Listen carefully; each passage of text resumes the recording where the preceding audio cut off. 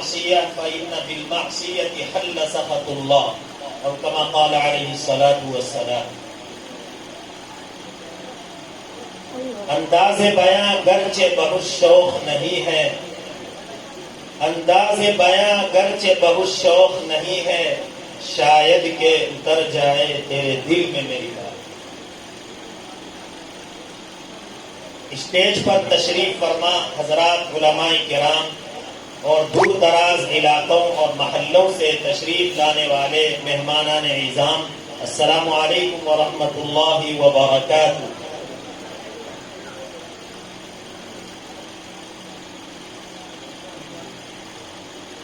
بہت خوشی کا موقع ہے کہ آپ حضرات جامعہ خلفائے راشدین کے اس پروگرام میں شریک ہوئے. اللہ رب العزت آپ تمام حضرات کو جزائے خیر نصیب فرمائے. میں آپ تمام حضرات کے سامنے دو باتیں عرض کرنے کی کوشش کروں گا. میں نے آپ حضرات کے سامنے جو آیت پڑھی تھی ان اللہ یأمر بالعدل، یہ وہی آیت ہے جو آپ ہر جمعے میں دوسرے خطبے کے اندر سنتے رہتے ہیں.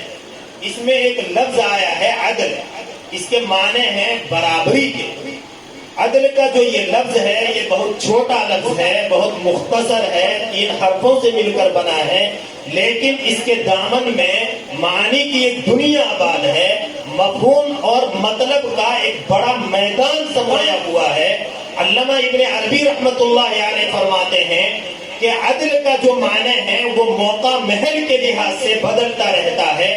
عدل کا ایک مفہوم یہ ہے کہ خالق اور انسان کے درمیان برابری کا نظام قائم کیا جائے، عدل کا نظام قائم کیا جائے. خالق اور انسان کے درمیان عدل کا نظام یوں قائم ہوگا کہ اس اللہ پر ایمان لایا جائے اور اس کو ایک قرار دیا جائے اور اس کے ساتھ کسی کو شریک نہ ٹھہرایا جائے. اگر اعتماد اور بھروسہ کرنا ہو تو اسی ذات کے اوپر، اگر یقین کرنا ہو تو اسی ذات کے اوپر، اگر ضرورتیں مانگنی ہو تو اسی ذات سے، اگر اپنی مقدس پیشانی جھکانی ہو تو اسی ذات کے سامنے، اگر طاعت و عبادت کرنی ہو تو اسی ذات کی، اگر محبت کرنی ہو تو اسی ذات سے، اگر کسی دوسرے انسان سے محبت کرنی ہو تو محض اس کی رضا کے لیے، خوشنودی کے لیے، ارے اس کے نازل کردہ احکام سے محبت کی جائے، اس کے قرآن سے محبت کی جائے اور اس کے رسول صلی اللہ علیہ وسلم کے طریقے سے محبت کی جائے. آپ کے طریقے پر، آپ کے لائے ہوئے دین پر اپنے آپ کو قربان کر دینا چاہیے. اگر کوئی آدمی ایسی زندگی گزارتا ہے تو یاد رکھیے کہ یہ زندگی عدل والی ہوگی، یاد رکھیے یہ زندگی برابری والی ہوگی. ارے یہ زندگی ایسی زندگی ہوگی جس پر جنت کی بشارت ہے، جس پر مغفرت کی جو انبیاء علیہ السلام لے کر آئے. ارے ایسی زندگی ہے جو دنیا اور آخرت میں سرخروئی کا سبب ہے. اور قرآن کہتا ہے وَبَشِّرِ الَّذِينَ آمَنُوا وَعَمِلُوا الصَّالِحَاتِ أَنَّ لَهُمْ جَنَّاتٍ تَجْرِي مِن تَحْتِهَا الْأَنْهَارُ، کہ جو لوگ ایمان لائے، یعنی جنہوں نے عدل والی زندگی گزاری اور انصاف والا معاملہ کیا، خالق کے حکم کو پورا کیا اور اس کے حکموں کے سامنے اپنے آپ کو جھکا دیا. ارے جب مؤذن نے کہا اللہ اکبر اور مؤذن نے اللہ اکبر کی صدا بلند کی تو مسجد کی طرف چل پڑے. اگر کسی نے ایسی زندگی گزاری ہے تو ان کے بارے میں کہا گیا ایسے لوگوں کو خوشخبری سنا دو جنت کی، ایسے باغات کی کہ جن کے نیچے سے نہریں جاری ہوں گی اور جو لوگ اس میں داخل ہوں گے اس میں آرام سے چین و سکون سے رہیں. اس کے برخلاف جو لوگ اللہ کی عبادت کرنے کے بجائے، اللہ کے سامنے اپنے سر کو جھکانے کے بجائے کسی اور کے سامنے جھکائے، کسی اور سے امیدیں باندھے، کسی اور پر توکل اور بھروسہ کرے، یاد رکھیے یہ زندگی کوئی کامیاب زندگی نہیں ہے بلکہ یہ شرک والی زندگی ہے. اور یہ ایسی زندگی ہے جس پر لعنت ہے، یہ ایسی زندگی ہے جو جہنم میں داخل ہونے کا سبب ہے، یہ ایسی زندگی ہے جو اللہ کی ناراضگی کا سبب ہے، اور یہ ایسی زندگی ہے جس پر چلنے والا، جس کو اپنانے والا کبھی کبھی بھی اللہ کے یہاں معاف نہیں کیا جا سکتا. قرآن کہتا ہے ان اللہ لا یغفر ان یشرک بہ ویغفر ما دون ذلک لمن یشاء. اللہ تعالیٰ تمام گناہوں کو معاف فرما دیں گے, تمام جرم کو معاف فرما دیں گے, لیکن اللہ کے ساتھ کسی اور کی بندگی کی ہوگی, کسی اور پر اعتماد رکھا ہوگا, کسی اور پر یقین کیا ہوگا, تو یاد رکھیے کہ ایسے آدمی کی کوئی بخشش نہیں ہے. اور ایسا آدمی قرآن کی نگاہ میں, حدیث کی روشنی میں ظالم ہے. قرآن کہتا ہے ان الشرک لظلم عظیم, کہ یہ شرک کرنا بہت بڑا ظلم ہے, جرم ہے, یہ مجرمانہ عمل ہے, یہ ظالمانہ حرکت ہے. میرے محترم بھائیوں اور دوستو, دنیا میں حضرات انبیاء علیہم السلام کے آنے کا مقصد ہی خالق اور انسان کے درمیان برابری پیدا کرنا. وہ اس لیے آئے, تمام انبیاء علیہم السلام دنیا کے اندر اس مشن کو لے کے کھڑے ہوئے, اے لوگوں لا الہ الا اللہ, اللہ کے سوا کوئی معبود نہیں ہے, اسی کی بندگی کرو. ارے اس کے حکم کے سامنے اپنے آپ کو قربان کر دو. ابھی تمہارے بدن کے اندر طاقت ہے, قوت ہے, صحت ہے, تندرستی ہے, ابھی تم اس مالک کی عبادت کر سکتے ہو, اس کی بندگی کر سکتے ہو, اور نیک اعمال اپنے نامہ اعمال میں جمع کر سکتے ہو. ابھی وقت ہے, جمع کرو. تمام انبیاء علیہ السلام نے یہ دعوت دی. آخر میں حضرت محمد صلی اللہ علیہ وسلم تشریف لائے, اور آپ نے بھی یہی دعوت دی کہ لا الہ الا اللہ, اللہ کے سوا کوئی معبود نہیں ہے, تم اسی ایک اللہ کی عبادت کرو, اسی ایک پر بھروسہ کرو, اسی ذات کے اوپر یقین رکھو. دنیا کی چمک دمک, دنیا کی رعنائیوں میں پڑھ کر, یہاں کی ہریالی کو دیکھ کر تم دنیا کے اندر پڑے, دنیا سے دل نہ لگا بیٹھنا, اور خالق کو بھول کر کسی دوسری چیز کی عبادت نہ کرنا. ارے انبیاء علیہ السلام نے ہمیں بہت سے دروں پر جھکنے کے بجائے ایک در پہ جھکنے کا درس دیا. آج میں اس مجمع میں یہی پیغام دینا چاہتا ہوں کہ خدا چاہی زندگی گزارے, اللہ کی مرضی کے مطابق زندگی گزارے, یہ عدل والی زندگی ہوگی. اگر ہماری خواہشات اور اللہ کی مرضی اور حکم کے درمیان ٹکراؤ پیدا ہو جائے تو ہم اپنی خواہشات کو دبا دیں. اگر رسم و رواج اور برادری سوسائٹی کا کوئی اور حکم ہو, شریعت کا کوئی اور حکم ہو, تو ہم برادری کے رسم و رواج کو دیوار پر پٹک کر پھینک دے. اگر کسی دوسرے آدمی کا کوئی ایسا حکم ہو جو قرآن و حدیث کے خلاف ہو تو ہم اس حکم کو جوتے کی نوک سے اڑا دیں. یاد رکھیے یہ زندگی خدا چاہتی زندگی ہو.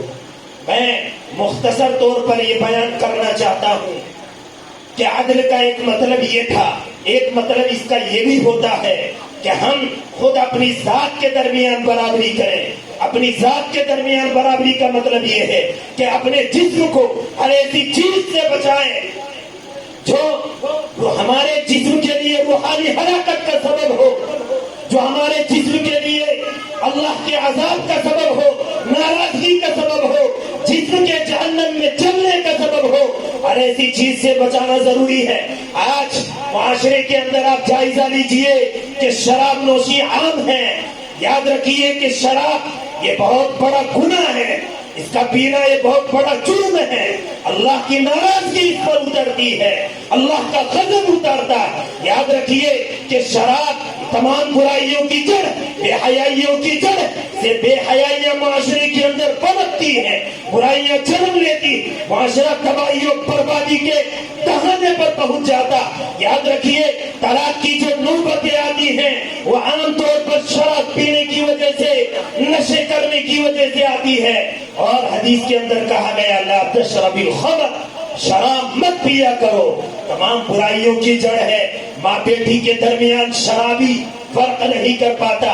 میں لمبی چوڑی بات بیان نہیں کرتا, آپ سمجھیے. دوسری بات یہ سمجھیے کہ ہمارے معاشرے کے اندر ایک دوسری بیماری خودکشی کی ہے.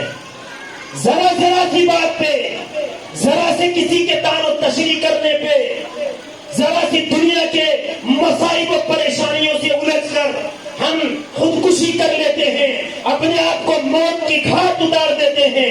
یاد رکھیے کہ جس طرح اپنے آپ کو روحانی ہلاکت سے بچانا ضروری، اپنے جسم کو موت سے بھی بچانا ضروری۔ یہ جو جسم ہے، یہ جو بدن ہے، یہ ہمارے پاس اللہ کی امانت ہے، اس میں خیانت کرنے کی آپ کو کوئی ضرورت نہیں، آپ کو کوئی حق نہیں ہے۔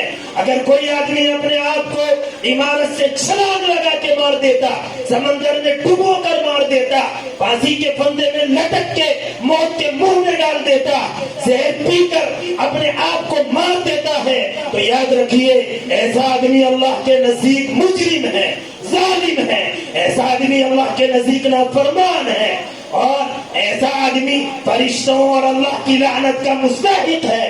اور حدیث کے اندر ہے من تردى من جبل فقتل نفسه فهو في نار جهنم يتردى فيها خالدا مخلدا فيها ابدا۔